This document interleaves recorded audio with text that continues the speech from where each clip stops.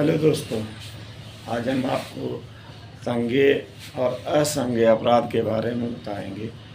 दंड प्रक्रिया संहिता में जिस प्रकार से अपराध को कई तरह से वर्गीकृत किया गया है, उसी में से एक संज्ञेयता और असंज्ञेयता के आधार पर कॉग्निजेबिलिटी और नॉन कॉग्निजेबिलिटी के आधार पर विभाजित किया गया है। दंड प्रक्रिया संहिता की प्रथम अनुसूची में प्रथम खंड में एक लिस्ट दी गई है, जिसमें ये चार्ट में ये बताया गया है कि कौन से मामले अपराध हैं, संज्ञेय अपराध हैं और कौन से असंज्ञेय अपराध हैं।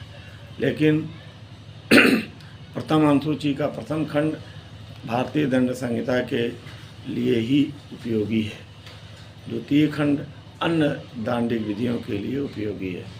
इस प्रकार अगर हम परिभाषा खंड देखते हैं तो उसमें स्पष्ट लिखा हुआ है कि संज्ञेय अपराध ऐसे अपराध हैं, संज्ञेय अपराध और संज्ञेय मामला ऐसा मामला होता है जिसमें पुलिस अधिकारी विदाउट वारंट गिरफ्तार कर सकती है।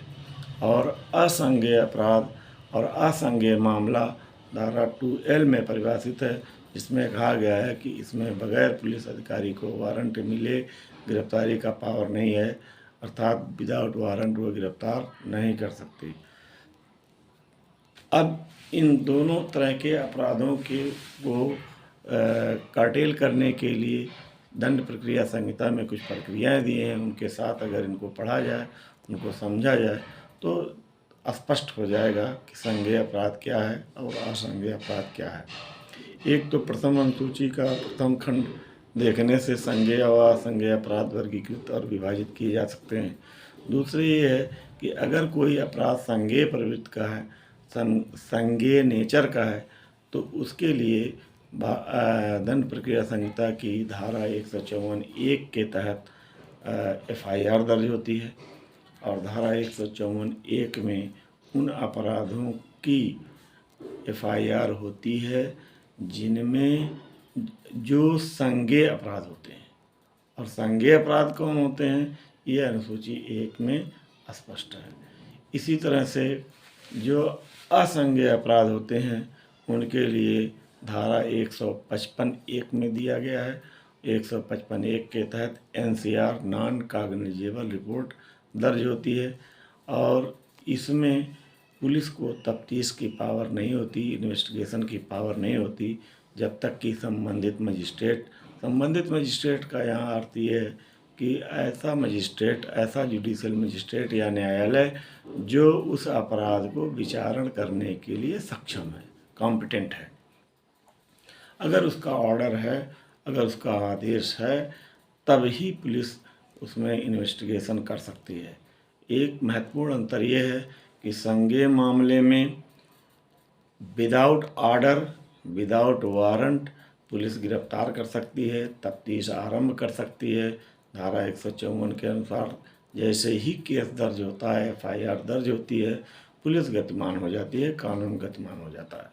लेकिन 155(1) के तहत अगर NCR दर्ज होती है तो पुलिस गतिमान नहीं होती, बल्कि वो ये निर्देश देती है शिकायतकर्ता को कि आप संबंधित मजिस्ट्रेट को, वो जो थाना होता है, वो जिस मजिस्ट्रेट से संबद्ध होता है, उसको डायरेक्ट करते हैं कि आप फला मजिस्ट्रेट के यहाँ चले जाएं, न्यायालय चले जाएं और वहाँ से एक आदेश हमारे लिए ले आएँ। और जब वो ऑर्डर कर देंगे, जब वो आदेश कर देंगे, तब हम इस मामले में तफ्तीश करेंगे। तो शिकायतकर्ता जो है, पीड़ित जो है, वो संबंधित न्यायालय जाएगा और इस NCR की एक प्रति और एक एप्लीकेशन देने के बाद वहाँ से एक आदेश प्राप्त करेगा। तब इसको तफ्तीश की वैसे ही पावर होगी जैसे 154(1) के तहत होती है। लेकिन इसमें एक अंतर ये है कि धारा 154 के तहत जब संज्ञेय मामलों में शिकायत दर्ज हो जाती है, FIR दर्ज हो जाती है, तो उसमें पुलिस को विदाउट वारंट गिरफ्तार करने का पावर हो जाता है।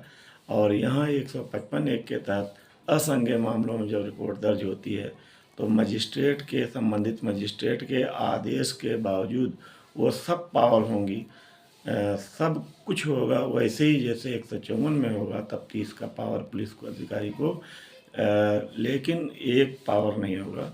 पुलिस अधिकारी विदाउट वारंट गिरफ्तार नहीं कर सकता। यानी अलग से एक संबंधित मजिस्ट्रेट से ऑर्डर लेना पड़ेगा अगर आवश्यकता हुई तो। अब संज्ञेय मामला 154 के तहत गतिमान होता है, असंज्ञेय मामला 155(1) के तहत गतिमान होता है। इन दोनों के अलावा भी सीआरपीसी में 2 ऐसे प्रोविजंस हैं जिसके तहत चाहे मामला संज्ञेय हो या असंज्ञेय हो उसको भी गतिमान किया जा सकता है। पहला, परिभाषा खंड में देखें तो धारा 2D में परिवाद दिया गया है।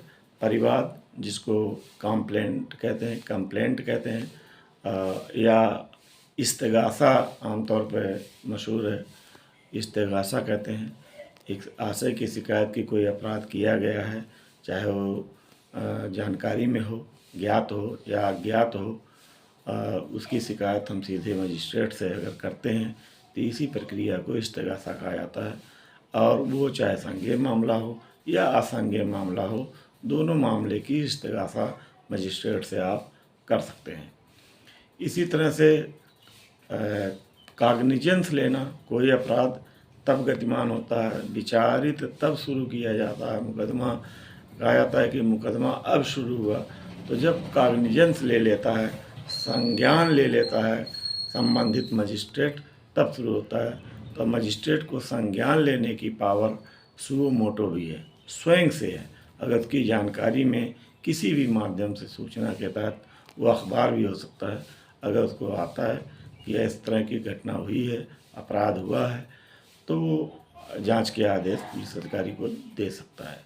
इस तरह से कुल 4 प्रकार से किसी भी घटना के होने पर, आपराधिक घटना के घटने पर कानून को गतिमान किया जा सकता है, जिसके कारण अपराधी या जो भी घटना कारित करने वाला व्यक्ति है उसको दंडित किया जा सके। इस प्रकार से समूल या पूरे अपराध को 2 भागों में बांटते हैं, एक संज्ञेय और दूसरा असंज्ञेय। संज्ञेय गंभीर प्रवृत्ति का होता है, गंभीर प्रकृति का होता है। असंज्ञेय कम गंभीर प्रकृति का होता है और इसकी प्रक्रिया भी अलग दी गई है। एक की रिपोर्ट 154 के तहत दर्ज होती है और दूसरे की 155 के तहत। ये भी हो सकता है कि रिपोर्ट ना दर्ज के सीधे मजिस्ट्रेट से शिकायत करके कंप्लेंट केस बनाया जा सकता है, और ये भी हो सकता है कि मजिस्ट्रेट स्वयं संज्ञान लेकर कानून को गतिमान कर दे। धन्यवाद दोस्तों, आगे मिलते हैं फिर एक नए सब्जेक्ट के साथ।